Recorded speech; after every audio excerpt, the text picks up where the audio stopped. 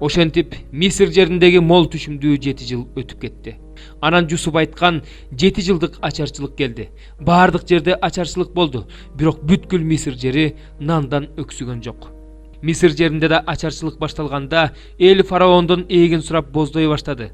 Ошондо фараон бүткүл мисирликтерге Жусупка баргыла, ал эмне десе ошону кылгыла деди.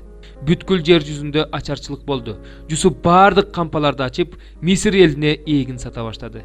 Ачарчылык Мисир жеринде күчөгөндөн күчөй берди.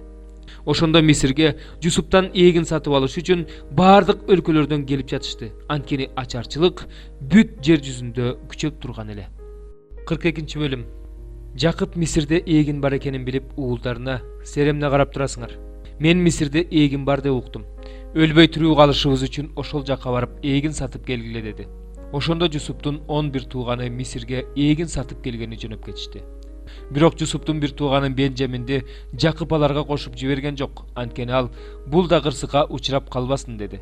Ошентип Исраэлдин уулдары башкалар менен кошо эгин сатып алууга келишти. Анткени Канаан жеринде ачарчылык болуп жаткан эле. Жусуп болсо ал жердин башкаруучусу болгондуктан жер жүзүндөгү бардык элге эгин сатып жаткан.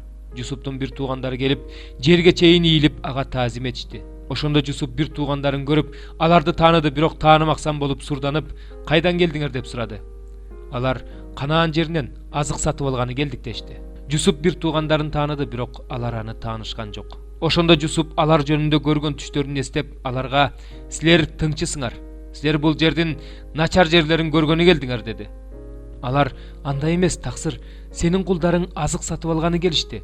Биз бардыгыбыз бир атанын балдарыбыз. Биз чынчыл адамдарбыз. Кулдарың тыңчы болгон эмес" дешти.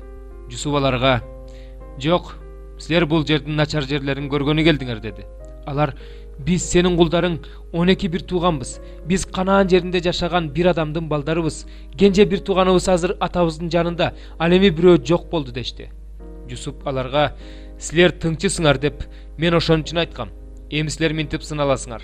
Фараондун өмүрү менен ант берем. Эгерде бул жерге кенже бир тууганыңар келбесе, силер бул жерден чыкпайсыңар. Араңардан бирөөнү жибергиле. Ал барып бир тууганыңарды алып келсин. Силер болсо камала турасыңар. Ошондо силердин айтканыңар чын же калп экени билинет. Чын болбосо, фараондун өмүрү менен ант берем. Силер тыңчысыңар" деди. Ошентип Жусуп аларды 3 күнгө каматып койду. 3-күнү Жусуп мындай деди: "Эми мындай кылсаңар, тирүү каласыңар. Анткени мен Кудайдан корком.